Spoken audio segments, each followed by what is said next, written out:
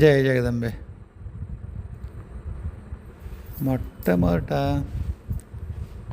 శ్రీనివాస్ గౌడ్ గారి పేరుతో వచ్చేటువంటి ఆ పోస్టు, ఆ పేరు గుర్తురాదు ఆ అమ్మాయిది నాకు, సింధూజ అవ్వచ్చు అనుకుంటున్నా, సంథింగ్ లేదా.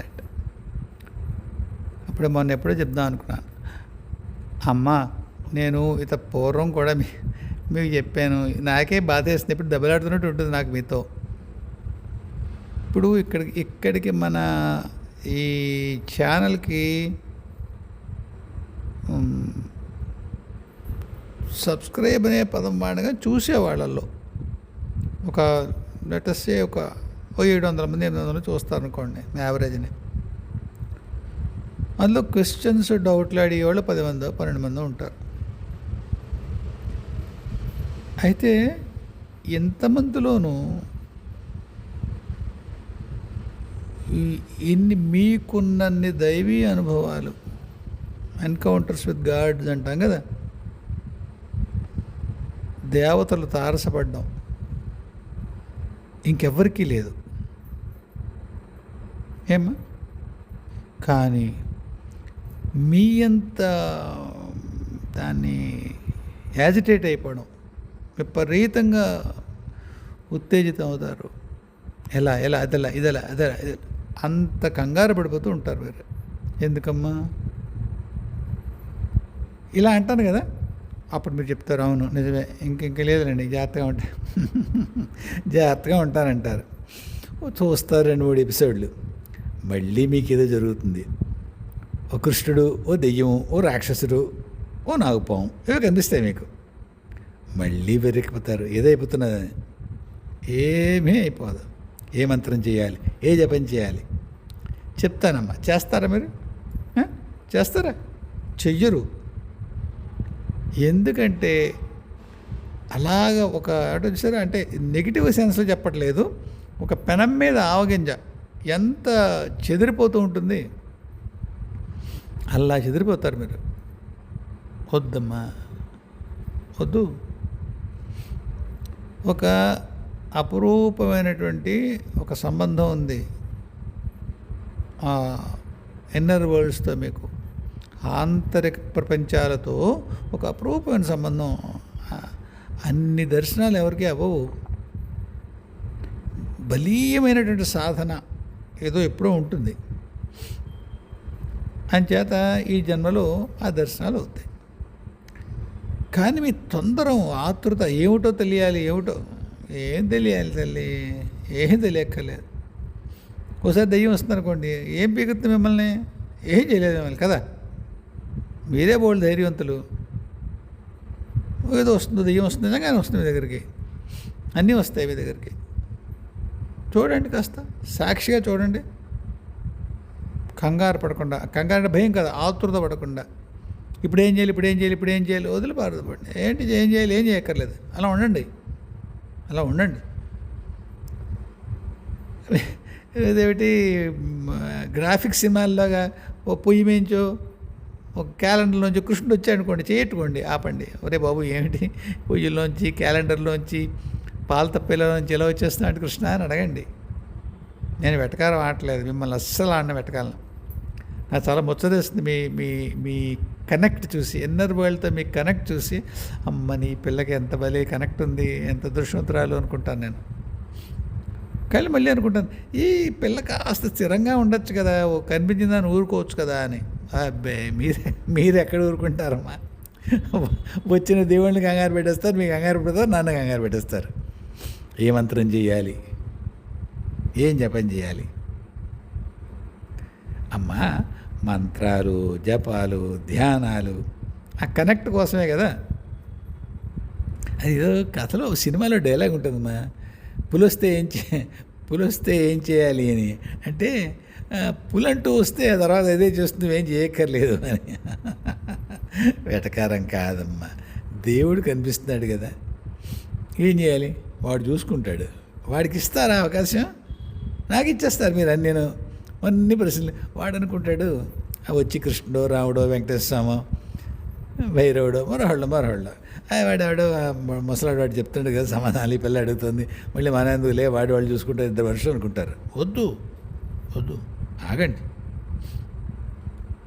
మిగతావన్నీ వదిలేసి విష్ణు సహస్రం ఒక్కటి చదువుతారా? ఏ మంత్రం, నమో నారాయణ అసలు ముట్టద్దు మంత్రం, ఏ మంత్రం ముట్టకండి మీరు. విష్ణు సహస్రం చాగలను. ఎంతసేపు బాబు అయిపోతుంది కదా, ఒక పావు గంటలో అయిపోతుంది, తర్వాత ఏం చేయను? మీ ఓపికన్నర సార్లు చేయండి. చింతపిక్కలు పక్కన పెట్టుకుని రోజు 11 సార్లు చేయండి విష్ణు సహస్రం, చూద్దాం. మీకు ఏ మడి తడి ఏం అక్కర్లేదు, నన్ను నమ్మండి, మీకు ఏ మడి అక్కర్లేదు. మీరు ఎలా ఉన్నా చదవండి. ఇంకెవ్వరితోటి అంటలేదు ఈ మాట, నేను మీ ఒక్కరితోటి అంటున్నాను. దీపం పెడతారా పొద్దున్న, పెట్టండి, అది మట్టుకు బాగుంటుంది. ఎందుకంటే దీపం ఎప్పుడు పెట్టినా అది ఒక రకమైన పవిత్రమైన వాతావరణాన్ని తన చుట్టూ ఏర్పాటు చేస్తుంది దీపం. ఇంకా మీరు ఏ సంకల్పం లేకుండా వట్టిగా 2 ఒత్తులేసి నూనె దీపం పెట్టారు పూజ గదిలో, దాని పని చేస్తుంది.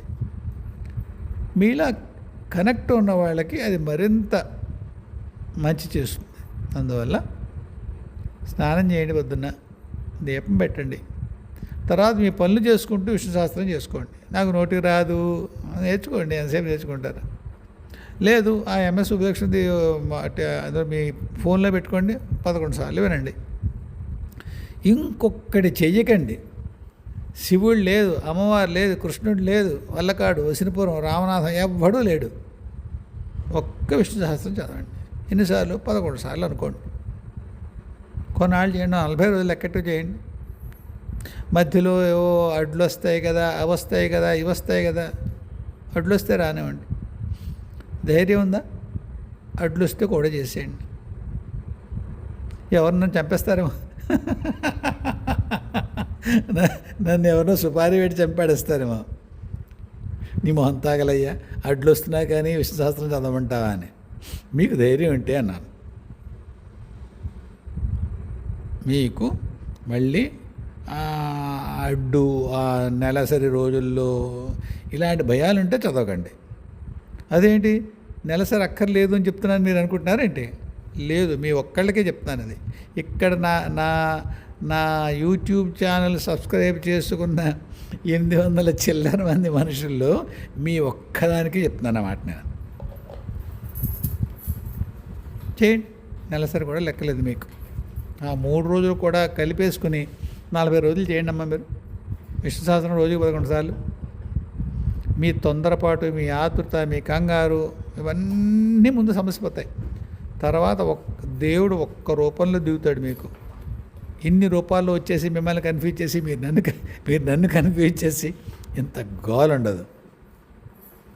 నా మాట మీకు ఇలా తేలిగ్గా కంగారు పడకుండా ఉండడం కోసం అలా చెప్తున్నాను. కానీ నాకు మీ దర్శనాల పట్ల, ఆంతరిక లోకంతో మీకున్న ఆ సంబంధం పట్ల చాలా గౌరవం ఉంది. ఏమ్మా, మీరంటే అభిమానం ఉంది, అంత దేవుణ్ణి చూడగలుగుతారు కనుక. కానీ మీరు దాన్ని వదిలేశారనుకోండి అమ్మా, విక్షేపం అయిపోతుంది, అంటే చెదిరిపోతుంది. నాకు చాలా దగ్గర బంధువు ఒక ఆవిడ,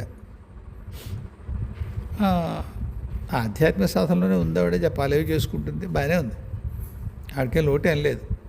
కాకపోతే మీకులాగే ఉపద్రవమైన దర్శనాలు, కంచి పెద్ద స్వామి దగ్గర నుంచి రకరకాల అమ్మవార్ల రూపాలు, అయ్యవార్లు, నేను చెప్తూ ఉండేవాడిని, ఫలానా ఆవిడ ఎర్రగా ఉంది ఎవరు, ఫలానా ఆవిడ ఇలాంటి వేసుకుని ఉంది ఆవిడ, ఫలానా ఆవిడ ఫలానా వాహనం అవుతుంది ఎవరు, అడుగుతూ ఉండేది నన్ను ఆవిడ. ఏంటి తెరిచి ఉన్న కళ్ళు, వేకింగ్ ఐస్ అంటామే, వేకింగ్ టైం ఏమంటుందని, ఏదో అంటారమ్మా దాన్ని, వేకింగ్ కాన్షియస్నెస్, ఇంగ్లీష్ కూడా అలా అంటారు దాన్ని, మెలకువగా ఉండగా చూసేది ఆవిడ. అయితే ఆ దర్శనాలు ఏవీ కూడా అక్కడి నుంచి ఎదరికి వెళ్ళలేదు. ఆ గురువు దగ్గరికి వెళ్ళింది, ఆయన దగ్గర ఆధ్యాత్మిక మార్గంలో ఆయనతో పాటు నడుస్తోంది, అంత బాగానే ఉంది. ఎంత పడ్డాడంటే ఆయన ఆల్రెడీ చేరిపోయిన వాడే నడిపిస్తున్నాడు. కాకపోతే ఈ దర్శనాలు ఎటువంటి కన్వర్షన్కి వెళ్ళలేదు. అవి అంటే వాళ్ళు ఎదురుకుండా వచ్చి కూర్చొని మాట్లాడాలు అవి ఏం జరగలేదు. ఆవిడ చాలా ఎగ్జైట్ అయ్యేది, ఉత్తేజితం అయ్యేది. అది ఏంటినైనా ఇది ఏంటినైనా అని. మళ్ళీ మీరు నాకు అలా కనిపిస్తున్నారు. అన్ని వందల దర్శనాలు మీకే అవుతున్నాయి అలాగ ఆవిడ తర్వాత నేను చూడడం. కాబట్టి ఒకదాని మీద ఫోకస్ చేయండి, ఒక్క విష్ణు సహస్రం ఫోకస్ చేయండి, మీకు అది సరవుతుంది. చెదిరిపోకండి అమ్మా, దృష్టి చెదిరిపోనివ్వకండి, ఆతృత పడకండి, కంగారు పడకండి. కంగారు పడాల్సిన అవసరం ఏం లేదు. ఏం తల్లి? సరే, ఇంకా సుజాత కొట్నూరు. ముందు మిమ్మల్ని కోప్పడి తర్వాత మీకు మీరు అడిగిన రెండో ప్రశ్న అమ్మవారి రూపం గురించి మాట్లాడతాను తల్లి. అమ్మ మీరు ఏమిటి రాశారు? బేతాళ స్వామి దగ్గర ఉంటాడు కదా, జంతువులు తీసుకుంటాడు, కనుక్కోండి. అమ్మ తప్పు కాదు ఏమ్మా. మీరు వేసే మిగతా ప్రశ్నలు మీకు మార్గంలో ఉండే ఆసక్తిని చూపిస్తాయి కనుక మీతోనే పరుషంగా మాట్లాడడం లేదు, కానీ లేకపోతే చాలా పరుషంగా సమాధానం చెప్పవలసిన పరిస్థితి. ఎందుకు చెప్పనా అమ్మా? బేతాళుడు జంతువులు తీసుకుంటాడా? మీ దగ్గర ఉంటాడు కదా, కనుక్కోండి. మీరు మొట్టమొదటిసారి ప్రశ్నలు వేసేటువంటి వ్యూవర్ అయితే అది చాలా వెటకారంగా ధరించేది. మీకు ఆ ప్రశ్న వేయడం తెలియలేదో, లేకపోతే మీరు అలా ఎందుకు వేస్తే తెలియదు. అమ్మా బేతాళ్ళు ఎవరు అనుకుంటున్నారు మీరు? మొత్తం ఈ నాకు తెలిసి ఈ భూమండలం, మరి ఇంకెవరైనా ఇంకా బ్రహ్మాండం మొత్తానికి ఆయనే ఉన్నాడేమో నాకు తెలియదు. ఈ భూత ప్రేత పిశాచాదుల మొత్తానికి అతను ప్రభు అమ్మా. పేరు చెబితేనే భయపడవలసినటువంటి దైవీ శక్తి, తాంత్రిక రూపం అది. శివుడి యొక్క ఒక అంశ కాదన్ను, కానీ మామూలుగా చేరదగిన, మాట్లాడగలిగిన, కొలవదగిన దైవం కాదైనా. మనం అయితే వెటకారంగా జంతువులు తీసుకుంటావా, కొబ్బరికాయ కూడా సరిపోతుందా, అలా వెక్కిరించినట్టుగా అడగకూడదు ఆయన్ని. మీ దగ్గర ఉన్నట్టుగా అడగండి అంటే, తల్లి నా దగ్గర ఉన్నవాడు ఒకానొక ఏదో ఏ పుణ్యమో ఏ పనో మనకి తెలియదు, ఎందుకు పెట్టిందో అమ్మ నా దగ్గర. చెప్పాను, చాలాసార్లు చెప్పాను నా వీడియోల్లో. నేను ఈ జన్మలో తెలిసి బేతాళ సాధన చెయ్యలేదు. మొట్టమొదటిసారి ఆయన వచ్చినప్పుడు చాలా ఇబ్బంది పడ్డాను, భయపడ్డానని కూడా చెప్పాను నేను. అంత అమ్మతో ప్రత్యక్షత ఉండి నేను భయపడినటువంటి బేతాళుడు ఏదో కారణంతో నాతో ఉన్నాడు.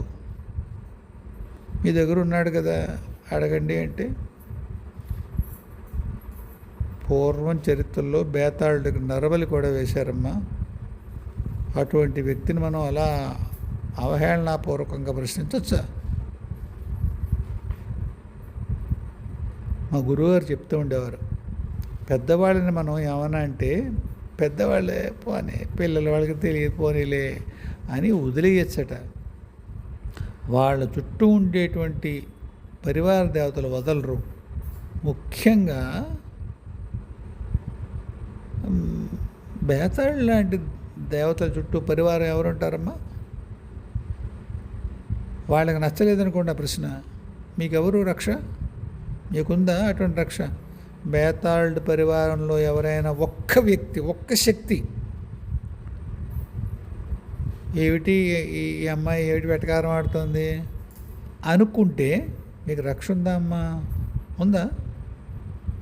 ఏ పని చేస్తారు మీరు? దిగ్బంధం చేసుకుంటారా? ఎల్లవేళలా మిమ్మల్ని మీరు దిగ్బంధం చేసుకుంటారు. మీ ఇల్లు, మీ పిల్లలు. తప్పమ్మా, బహుప్రమాదం. వెటకారం చేయకండి. మీకు తెలుసు అనుకోండి, అక్కడ బేతాళులకి జంతు బలిస్తారు. మీకు ఇవ్వాలనుకోండి, కోడో మేకో మరొకటి ఇవ్వాలి మీకు అనిపించింది, మీకు ఏమైనా మొక్కుంటే ఇవ్వండి. తీసుకుంటావా అంటే నరబలి కూడా తీసుకుంటాడు ఆయన. మనం ఇవ్వలేం కదమ్మా, ఇవ్వరాదు కదా, అలాంటి ప్రశ్న వేయరాదు.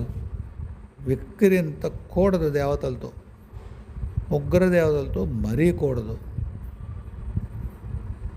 నా సలహా అయితే నమస్కరించి చెంపలేసుకోండి.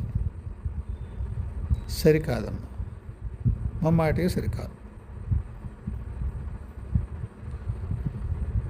చెప్తూ ఉంటారు మా గురుగారు, ఇలా ఒక ప్రధానమంత్రిని మీరు ఏదో అంటారు అనుకోండి, పట్టించుకోరు. మీరు అతని యొక్క మిగతా ఒక పార్టీకి సంబంధించిన కార్యకర్తలు బృందం ఉండగా మీరు ప్రధానమంత్రినే తిడతారు అనుకోండి, వెళ్ళిపోతాడు ప్రధానమంత్రి. మీరు ఒక్కళ్ళు చిక్కుతారు ఆ కార్యకర్తలకి, మీ సంగతి చూడరు. నింద చేస్తే, వెటకారం చేస్తే. ఎట్టి పరిస్థితులను కూడని పని చేశారమ్మా మీరు. మీకు బేతాళుకు బలి ఇవ్వాల్సిన పని కూడా లేదు నిజానికి కదా. మీకేం మొక్కు ఉంది, మీకేం కష్టం ఉంది? బేతాళ్ళు తీర్చవలసిన కష్టం మీకేముంది? లేదు. అలా ఆడినప్పుడు బేతాళు జోలి మీకు ఎందుకమ్మా? తప్పు తల్లి, వెళ్ళకండి. అలాంటి శక్తులతో పరాచకాలు ఆడకండి. మీ క్షేమం కోరి చెప్తున్నాను ఏమ్మా. రెండో విషయం, దేవతల రూపాలు చూస్తావు కదా, మాకెవరికైనా చెప్తావా? ఆ సాధన చేసుకునే వాళ్ళకి ప్రేరణగా ఉంటుంది కదా. ఇది ఎంత అందమైన ప్రశ్న. అంతకుముందు ప్రశ్న ఎంత చిన్నపిల్లల ప్రశ్న. అది చిన్నపిల్లలు కూడా కాదు, వెటకారం, ప్రమాదం. సరే, అమ్మవారితో దర్శనాలంటే అమ్మ నేను చూడలేను. ఈపాటికే మీకు నా వీడియోల ద్వారా తెలుసుంటుంది. నా కంటి దృష్టి చాలా తక్కువ, చాలా అంటే చాలా తక్కువ. గుమ్మాలు, బాలలు, కిటికీలు, లైట్లు, ఇంతే. మనుషులు ఏం తెలియదు నాకు. ఇదే కారణం చేత నా భౌతికమైన దృష్టి అంటే ఏం చెప్తారమ్మా, అంతే. ఈ కళ్ళకి, మామూలు కళ్ళకి కనిపించే రూపాలు కానీ, అంతర్దృష్టికి కనిపించే రూపాలు కానీ, వాటి యొక్క ఒక్కొక్క అంగము యొక్క అందము లేదా రూపము చూడగలిగేలా ఉండదు నాకు. ఇప్పుడు నేను ఇంద్రుడి దగ్గరికి వెళ్ళాను అనుకోండి, ఆయన ఎటువంటి డ్రెస్ వేసుకున్నాడు, ఎటువంటి పంచి కట్టుకున్నాడు, ఎటువంటి ఆభరణాలు పెట్టుకున్నాడు, అప్పుడు తెలుస్తుందేమో. అది కూడా నాకు అవసరమైతే తెలుస్తుంది, లేకపోతే తెలీదు. అది కూడా ఎవరు నిర్ణయిస్తారు, అవసరం అవునా కాదా? ఆ సందర్భంలో ఆ దర్శనం ఎవరు ఏర్పాటు చేశారో వాళ్ళు నిర్ణయిస్తారు. అదేం మాట అయ్యా, దర్శనం ఏర్పాటు చేయడం, అంతేనమ్మా. నేను ఎప్పుడు మొత్తుకుంటాను, నాకు దర్శనాలు ఏవి కూడా నేను మహేంద్ర మిమ్మల్ని నేను చూడాలి ఒకసారి, కనిపించడు. లలితమ్మ నేను చూడాలి, నేను ఒకసారి కలవాలి అమ్మ, అలా ఉండదు. ఆవిడ్ని కలవడం అవసరమని అమ్మ అనుకుంటే దర్శనం ఇస్తుంది. ఎప్పుడూ చూడలేదా నువ్వు కావాలనుకుని అంటే, ఎప్పుడూ చూడలేదు అంటే అబద్ధం. చాలా తక్కువ సార్లు నా భౌతికమైనటువంటి మనస్సు ఏదైనా దర్శనం కోరి అది వెంటనే లభించేసే సందర్భాలు చాలా తక్కువ. అటుపక్క నుంచి అవసరం అయితేనే. మీకు ఎవరికి ఇది చెప్పచ్చు,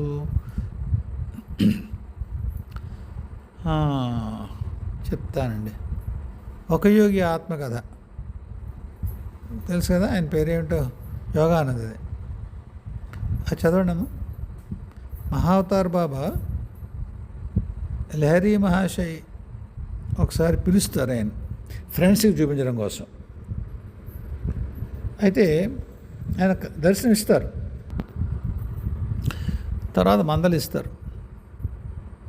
నువ్వు నన్ను కుతూహలంతో లేదా నీకు నాకు ఉన్న రేపో, ఆ బంధం లేదా చనువు ఇంకొకరికి చూపించడం కోసం నన్ను పిలిచేవి కనుక మహాత్ముల దర్శనాలు దుర్లభాలు, వాటిని అలా వ్యర్థంగా వాడుకోరాదు కనుక ఇకపై నీకు దర్శనం ఇవ్వను. తర్వాత ఇప్పుడు లహరి మహాశయకి ఆయన వట్టిగా దర్శనం ఇచ్చినట్టుగా మనకి పుస్తకంలో కనిపించదు. తర్వాత ఎప్పుడు చివరిలో ఏమైనా కనిపించారేమో. అయితే అంతర్లోకాల్లో వాళ్ళ సూక్ష్మ శరీరాలతో కలిసి పనిచేసేటప్పుడు ఉంటుంది, కలిసి పనిచేయడం ఉంటుంది. భౌతిక నేత్రాలకి కనిపించడం లేదు. నేను అడిగింది ఒకటి, మీరు చెప్పేది ఒకటి. అమ్మవాళ్ళు ఎలా ఉన్నారు చెప్పబోయే అంటే చెప్తారేంటి అనుకుంటారా? ఇది కనెక్టెడ్ విషయమే. ఇంచేదంటే ఇది తెలిస్తే కానీ ఆ రూపాలను మనం ఇలా అనుభూతి చెందలేము. ఒక ఆటగా దివ్య దర్శనాలు కోరరాదు, కోరాం. రూపంలో కూడా ఎప్పుడు మనకి రూపం అవసరం, ఎప్పుడు అక్కర్లేదు అనేది వాళ్ళ వైపు నుంచి నిర్ణయం ఉందనుకోండమ్మా, చాలా సులువు. మన వైపు నుంచి నిర్ణయం మన మన తపశ్శక్తి ఖర్చు అవుతుంది, అనవసరం కదా. వాళ్ళకి, పై వాళ్ళకి, అంతర్లోకాల్లో దైవీ శక్తులకి, లేదా గురుమండలి వాళ్ళకి, ఎవరికైనా కానివ్వండి, మీరు పని చేస్తున్నారు అనుకోండి, వాళ్ళ పని, అప్పుడు వాళ్ళు మీకు దర్శనం ఇవ్వడం అనేది సహజమైన విషయం. అంటే ఎవరైనా మన ఇంటికి మనతో పని ఉండి మన ఇంటికి వచ్చారనుకోండి, దారి ఖర్చు మనం పెట్టుకోకలేదు, వాళ్ళు వస్తారు. మీరు ఎవరినో రప్పిస్తున్నారు, ఒక వైద్యుడినో, ఒక జ్యోతిష్యుడినో, మరోహన్నో మీ ఇంటికి రప్పించుకుంటున్నారు. దారి ఖర్చులు మీరు ఇవ్వాలి, మీ డబ్బులు ఖర్చు అవుతాయి. కాబట్టి లహరి మహాశయని ఆయన హెచ్చరించారు, మావతారు బాబా చేయకరా నాన్న అలా చేయకూడదని. ఇంకొక విషయం ఏమిటి, ఏ ఇద్దరికి ఒకలా కనిపించారు ఆయన మన మహావతార్ బాబా, కనిపించరు. నేను చూసిన 1-2 సార్లు ఆయన ఏమో బొమ్మల్లో ఏం లేరు. 16 ఏళ్ళ కుర్రాడు అవునో కూడా కనిపించలేదు. నాకైతే మధ్య వయస్కులే కనిపించాడు ఆయన. హోబెల్లో ఒకసారి చూశాను, ఇంకొకసారి ఇప్పుడు చూశాను ఆయన. కానీ ఒక అందమైన, ఆనందకరమైన, అంటారే మంచి పదం ప్రఫుల్ల స్థితి అంటామే, మనస్సు వికసించిన స్థితి అలా ఉంటుంది అంతే. అక్కడ మీకు కళ్ళు ఎలా ఉన్నాయి, ముక్కు ఎలా ఉంది, నేను చెప్పండి, మా గోచి పెట్టుకున్నాడని చూస్తే మనకు ఆనందం కలుగుతుందా? ఏం ఆనందం? గోచి పెట్టుకున్నాడో లేదో కూడాను ఆయన మన మహావతార్. కొందరికైతే గోచి లేకుండా కనిపిస్తుంది నగ్నంగా. ఏం అందంగా ఉంటాడు, కానీ బాగుంటాడు.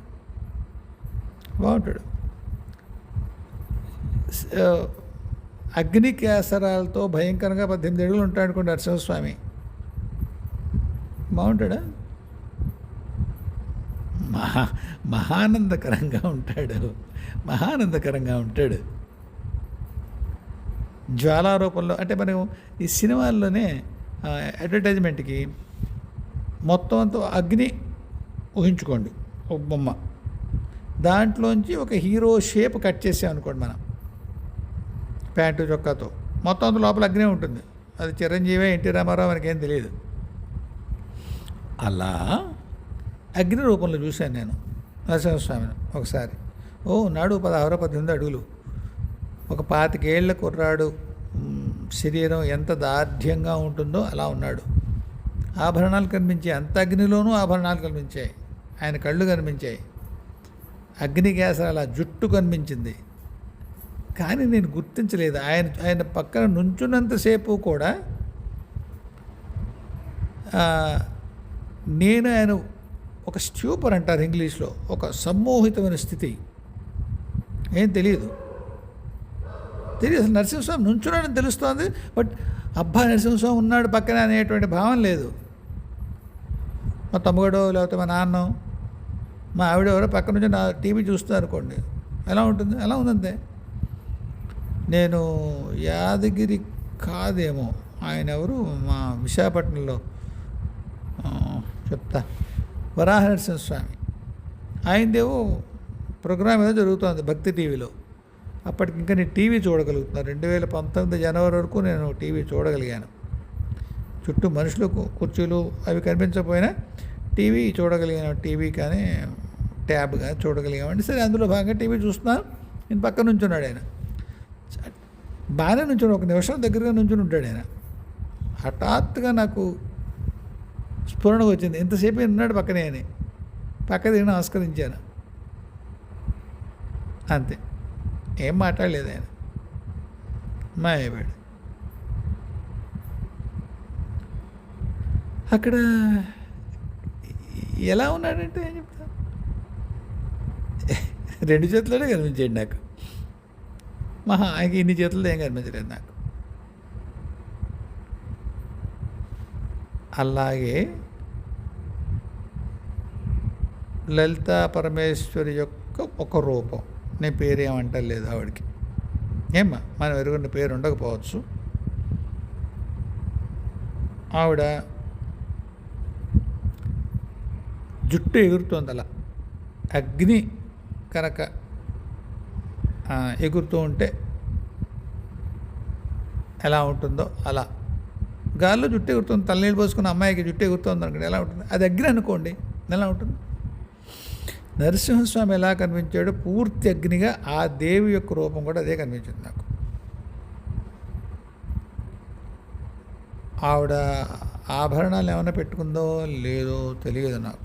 ఉంటాయి, 18-20 ఏళ్ళు యవ్వనంలో ఉన్న అమ్మాయి కూర్చుంటే మఠం వేసుకొని ఎలా ఉంటుందో అలా ఉంది. నవ్వుతుందా లేదా ఏమీ తెలియదు. అంటే అది కూడా అంతే, ఒక సమ్మోహన స్థితి. తర్వాత నేను అలా ఎప్పుడు ఆవిడని నేను చూసిన గుర్తులేదు నాకు. అది మొట్టమొదటి దర్శనం ఆవిడది నాకు. లలితా పరమేశ్వరి యొక్క రూపం లేని ఒక స్థితి. అంటే మామూలుగా చెరుగ్గడ్డ పట్టుకుని ఇవి ఎలా మనం చూస్తాం కదా లలిత మన ఫోటోల్లో. ఆవిడ లలితా పరమేశ్వరి యొక్క ఒక హయ్యర్ చైతన్యం. లలితా పరమేశ్వరి అంటే హయ్యర్ చైతన్యం ఉందా, ఇలాంటి ప్రశ్నలు అనేవి వేయద్దు. నేనేం మాట్లాడిన విషయంలో నా అనుభవం ఏదో నాది, దాని గురించి ఎక్కువగా మాట్లాడడానికి నాకేమీ అవకాశం లేదు ఇప్పుడు. ప్రస్తుతానికైతే లలితా పరమేశ్వరి యొక్క ఒక రూపం లేని ఒకానొక ఉన్నత చైతన్య స్థితి అని మాత్రమే గుర్తుపెట్టుకోండి. తర్వాత అప్పుడు ఆ రూపంలో ఆవిడ నాతో ఏం కనిపించలేదు, మాట్లాడలేదేమీను. తర్వాత మాట్లాడింది. మాట్లాడినప్పుడు అంత ప్రచండమైన చూడలేని కాంతిలో ఆవిడ లేదు. ఆవిడ ఎప్పుడు కనిపించినా నాకు మోనోక్రోమ్, అంటే తెలుగులో ఏమంటాం, ఒకటే రంగు, బంగారం, అంతే. మిగతా అమ్మలకి ఎప్పుడన్నా నేను కళలు అవి చూశాను, కానీ ఆ పరమేశ్వరి యొక్క రూపానికి మాత్రం రంగుల్లో చూసిన గుర్తు లేదు నాకు. ఒట్టి బంగారు రంగు కాంతిలో ఉంటుంది ఆవిడ, మొత్తం అంతా అలాగే ఉంటుంది. ఉంటాయి mid-20s, early 30s అలా ఉంటుంది ఆవిడ. చెప్పానుగా, పేరు చెప్పడానికి రూపానికి పెద్ద, అంటే నామరూపాల గురించి పెద్దగా మాట్లాడడానికే ఉండదు అక్కడ. ఖచ్చితంగా ఒక గుర్తు పట్టేలా అయితే మహాలక్ష్మి అంటాం కదా, కమలాత్మిక. ఆవిడ ఎవరో ఆవిడే కబురు పెట్టిందో సార్ ఇప్పుడు కొల్హాపూర్ రమ్మని. అప్పుడు చూశాను ఆవిడని, చాలా స్పష్టంగా చూశాను. ఆవిడ బుగ్గకు సొట్టు ఉంది. మీరు అడిగితే చెప్తానంటే ఏమేమిటి, ఎలా, ఎంత దగ్గరగా చూసింది దేవతలు. బుగ్గన సొట్టు ఉంటుంది ఆవిడకి. అలాగే ఉంటుందా తెలియదు నాకు. తర్వాత చూసినప్పుడు నాకు అలా ఆ గుర్తు లేదు నాకు. అంటే సారీ, ఎలా చెప్పాలి,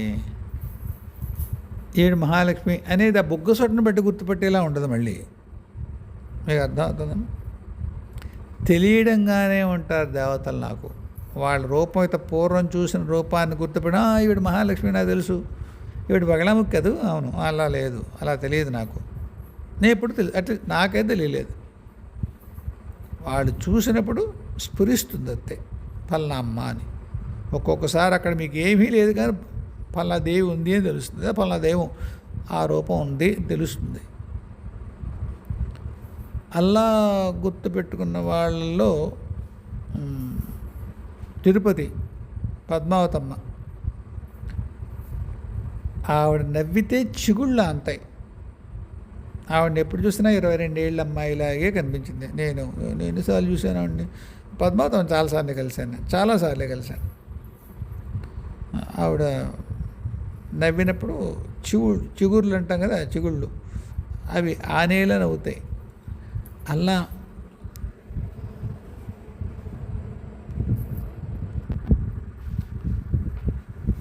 కాబట్టి అవి చిగుళ్ళో ఇగుళ్ళో, కొందరు ఇగుళ్ళు అంటారేమో, కొందరు చిగుళ్ళు అంటారేమో, మరి తెలియదు. సరే, అవి కనిపిస్తాయి ఆవిడ నవ్వితే పద్మావతమ్మ. దుర్గమ్మని చాలాసార్లు చూశాను కానీ అలా గుర్తుండదు. నిజంగా దుర్గ అనేక రూపాల్లో చూశాను నేను ఆవిడని. అంచేత కనుముక్కు తీరు తెలిసేట్టుగా చూసిన సందర్భం లేదు. ఎవరు చూడలేదు, అందరినీ చూశాను. కానీ ఇలా గుర్తు కావాలి అంటే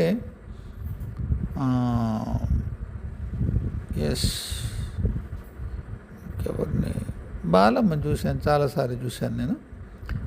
మళ్ళీ ఇలా కుదరదు, చెప్పలేను. మొట్టమొదటిసారి నాకు చాలా చిన్న వయసులో, అంటే 18-20 ఏళ్ల వయసులో రామచంద్రమూర్తిని నేను చూసినప్పుడు, ఆయన గడ్డాలు మిసలు ఉన్నాయి ఆయనకి. అడవిలో ఉన్న రాముడు దర్శనం నాకు అయినప్పుడు గడ్డాలు మిసలు. అంటే మరి రాముడు ఎలా అనుకున్నావు? నిజమే, రాముడు ఎలా అనుకున్నాను. ఇంచేది కోదండరాముడు ఎప్పుడు కూడా క్లీన్ షేవెన్గా ఉంటాడు ఆయన మన బొమ్మల్లో. కానీ రాముడని తెలుస్తుంది. మా నాన్నని అడిగాను నేను, అన్న రాముడని తెలుస్తోంది, ఒక ఆయన చూశాను, గడ్డ మిసలు ఎట్లానా అని. మా నాన్న ఉంటాయిగా అన్నాడు. చాలా ఏమంటారు దాన్ని, ఇంగ్లీష్లో దాన్ని ఏమంటారంటే మ్యాటర్ ఆఫ్ ఫ్యాక్ట్లీ టోన్ అని అంటూ ఉంటారు నవలలో. అలాగా అంతే కదా అన్నట్టుగా చెప్పాడు మా నాన్న. అదేమిటి నాన్న అంటే చెప్పాడు ఆయన, అయోధ్యకి తిరిగి వచ్చిన తర్వాత రామలక్ష్మణులు శ్మశ్రువులు తీసేసుకున్నారు. వాడు మంగళాన్ని పిలిపించి అవి తీసేసుకున్నారు. శ్మశ్రువులు అంటే గడ్డాలు మీసాలు అంటే ఉన్నాయి కదా, గడ్డాలు మీసాలు ఉన్నాయని అర్థం కదా. రాముడికి గడ్డం మీసం ఉండవని ఎందుకు అనుకుంటున్నావురా అన్నాడు మా నాన్న. కాబట్టి రాముడి గడ్డం మీసం ఉన్నాయి. మరి గడ్డం మీసం లేకుండా కూడా చూశాను నేను. ఎన్నిసార్లు చూశాను? ఒకసారి జటాయుతో మాట్లాడుతుంటే చూశాను.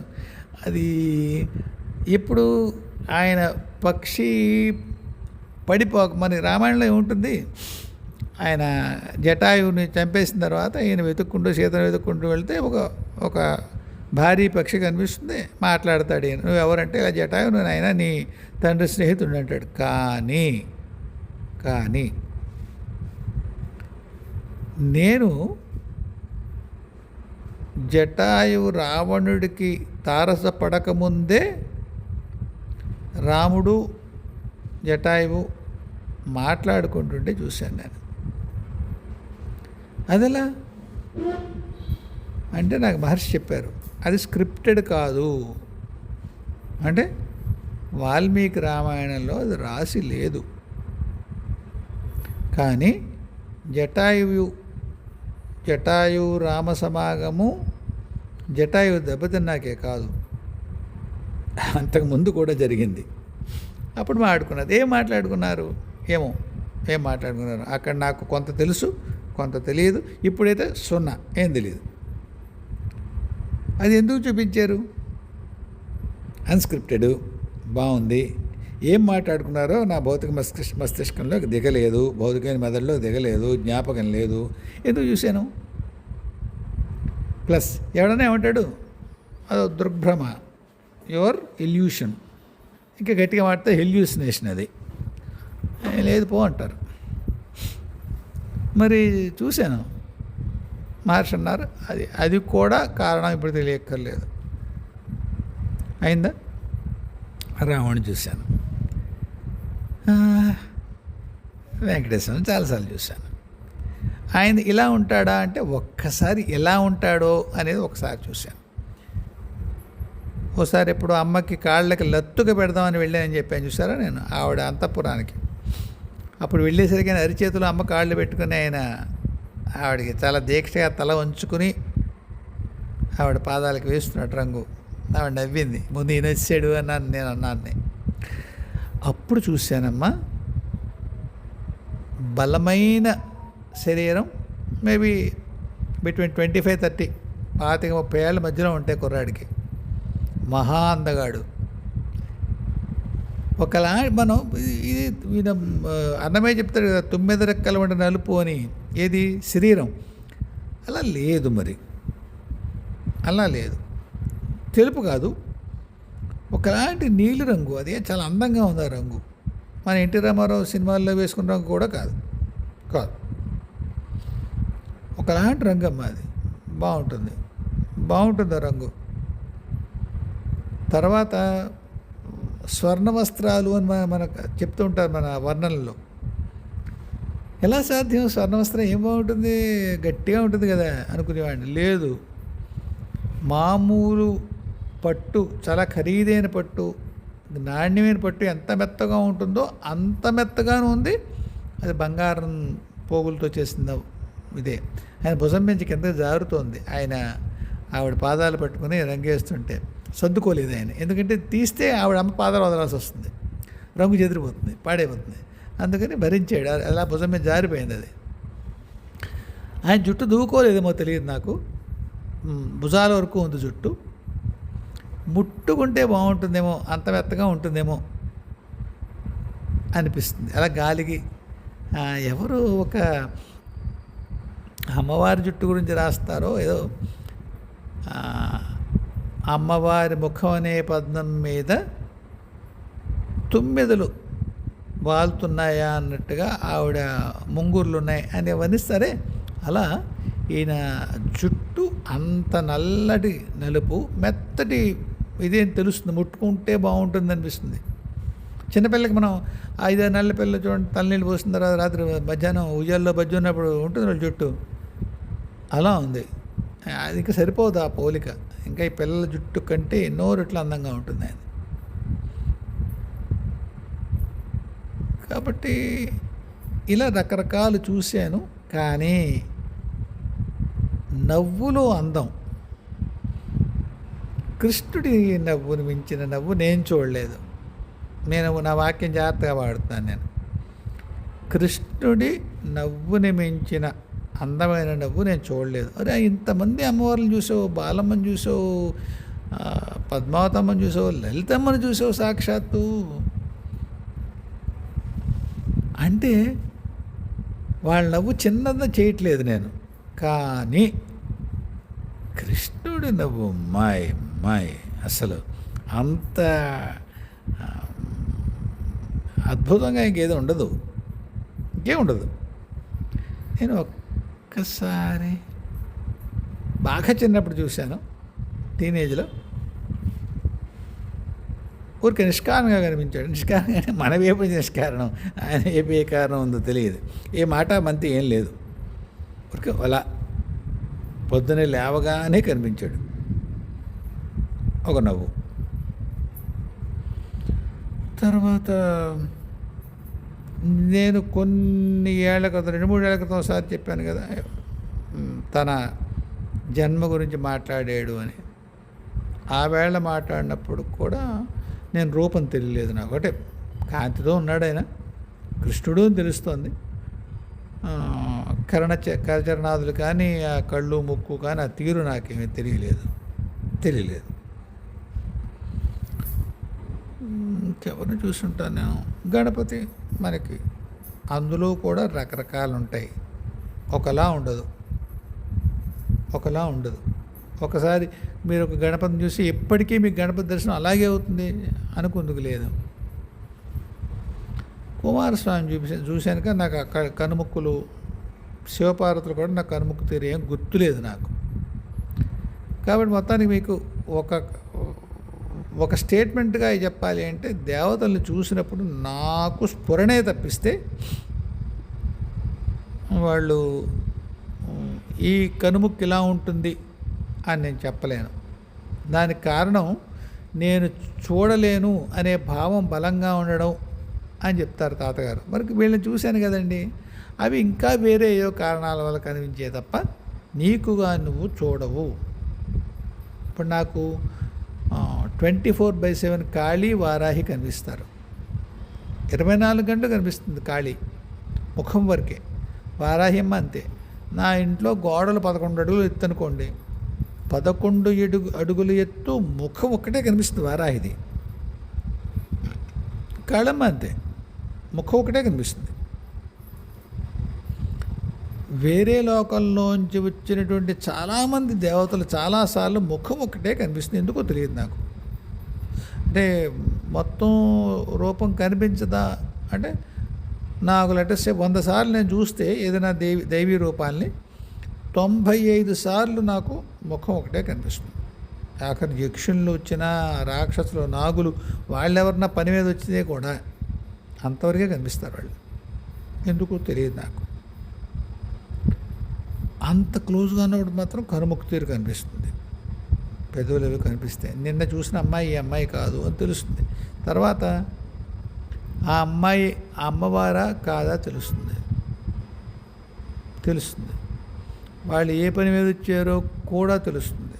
మరిదలా అంతే, ఏ సమాచారం అదే. అందుకే అంటున్నాను, దీన్ని ఇంతకుముందు వీడియోలో ఒకసారి చెప్పానమ్మా.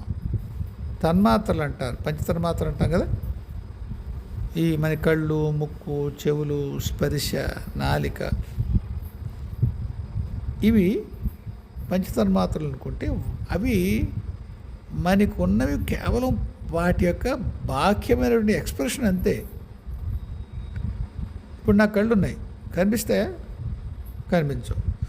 చెవులు ఉన్నాయి, ఎదురుగట్లా వినిపించవు. ముక్కు వాసన, నాలుగు రుచి తెలుస్తుంది, చర్మస్పర్శ తెలుస్తుంది. కానీ ఒక నిద్రలో ఉన్నాం మనం. నిద్రలో ఉన్నప్పుడు మనం చూస్తాము కదా, రుచి చూస్తాం, తింటాం, స్పర్శ అనుభవిస్తాం. అక్కడ కళ్ళు మూసుకుని ఉన్నారు కదా, ఎలా చూస్తారు నిద్రలో?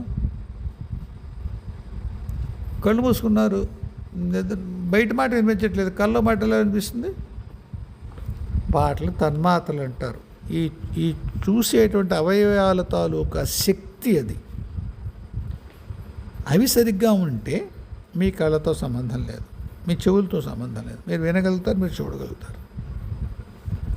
అంతర్లోకాల్లో మనం చూసేది దానితోటి, ఆ తన్మాత్రలతోటే అనుభూతి చెందుతాం తప్ప కళ్ళతో చూస్తామని అనుకోక్కర్లేదు. ఇప్పుడు నాకు ప్రచండమైన, నేను చూడలేని, నన్ను ఇబ్బంది పెట్టేంత ఒక్కొక్కసారి ఒక వెలుగు ఉంటుంది. నాకు చీకటి ఉండదు, నాకు చీకటి ఉండదు, కళ్ళు కనిపించవు కదా అని చెప్పేసి చీకటిగా ఉండదు.